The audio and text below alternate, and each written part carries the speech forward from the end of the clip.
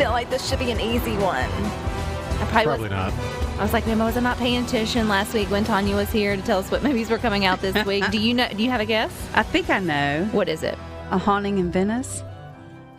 Not quite. Not quite. Oh, I okay. looked for a song to represent the latest Poirot film.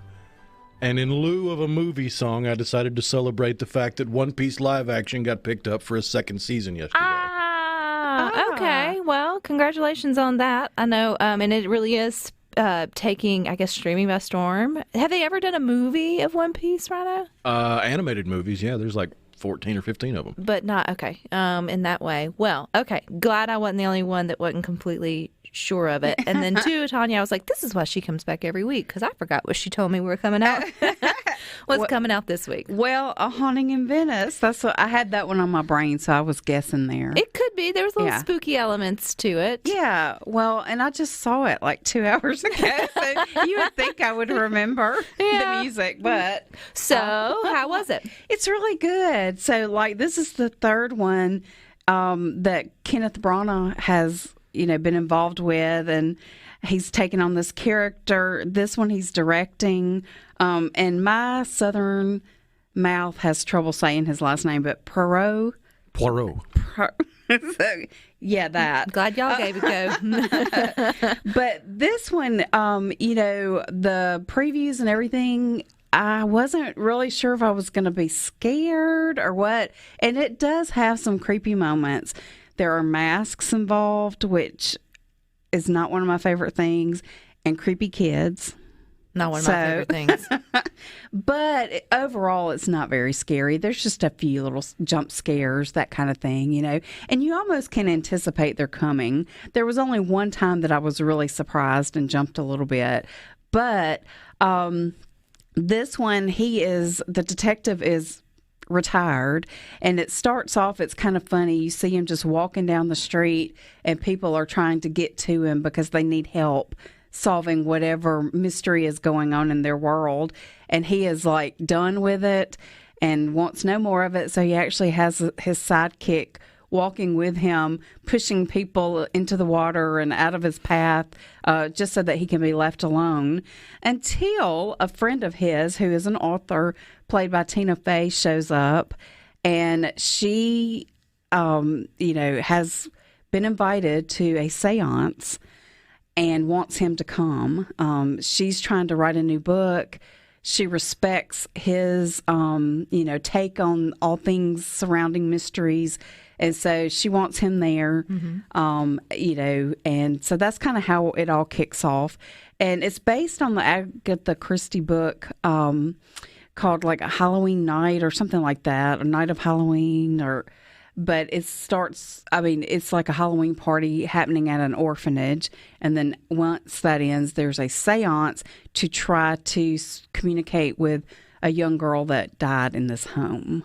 So anyway, it doesn't have as many funny moments as some of... I would think with Tina Fey in it would be she was certainly a serious character in this one for sure. There were a couple of moments where I giggled a little, but this one is a lot different than Murder on the Orient Express and the one before that, which I've just blanked out. One of Murder on the Nile or something like that. But it's fun, and it's a great whodunit, trying to figure out. Does it really keep you on your toes till the very end? It does. I was not bored. It's about an hour, 45 minutes, and I did not feel like there were really any slow parts. But I thought I had it figured out, and apparently so did, everybody else, and they do a little twist.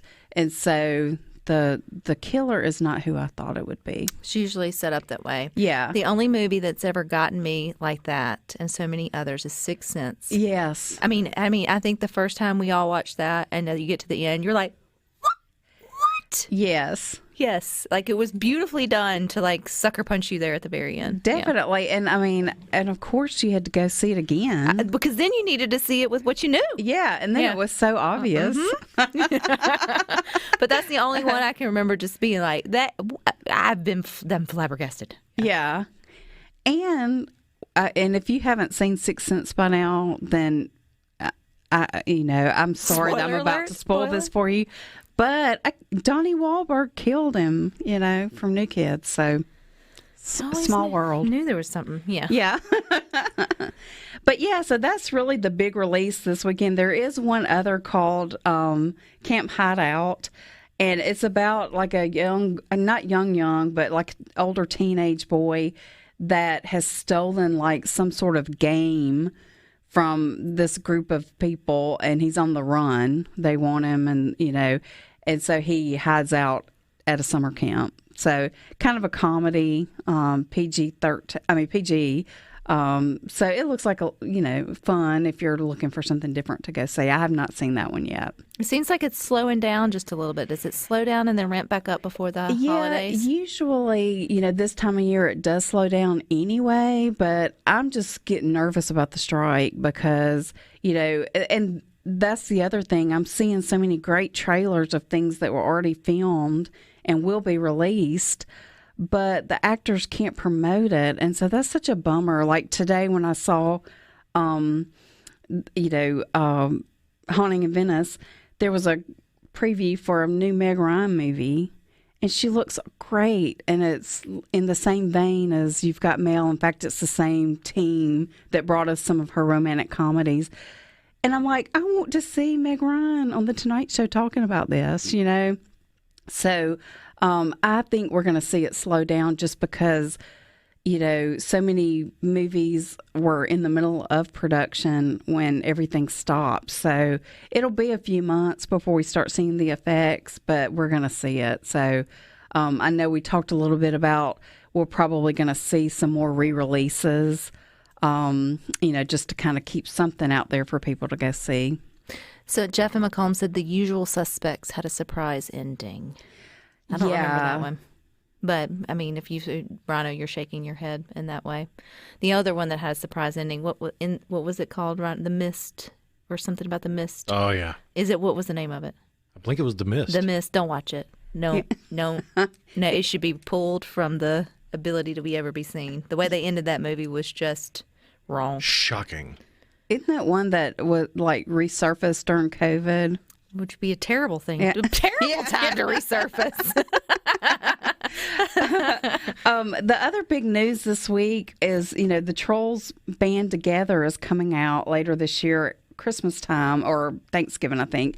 And so NSYNC has reunited they've recorded a new single for the movie. So they showed up at the MTV Movie Awards this week as a group and presented an award that Taylor Swift won.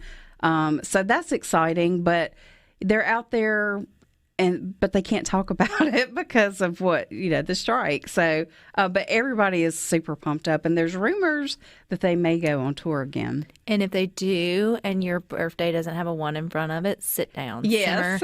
Simmer down. You don't deserve the right to buy a ticket if you were born before 1999. I mean, after 1999. I agree. So let us all. I was seeing where folks were saying we hope they started at 8:30, that there are mimosas, and that there's all these things for the generation that appreciated them. They had to do the original dances. It would be fun to see if they got back together. Yes, I think so too. I mean, everybody else is reuniting. Why not them? Why not ride that train, cash cow, and see what you can get? That's right.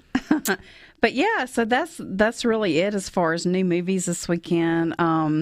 We've got a new one coming out in a couple of weeks called Dumb Money, which is based on the real events that happened when the GameStop stock went crazy a couple of years ago. So that's going to be a fun one.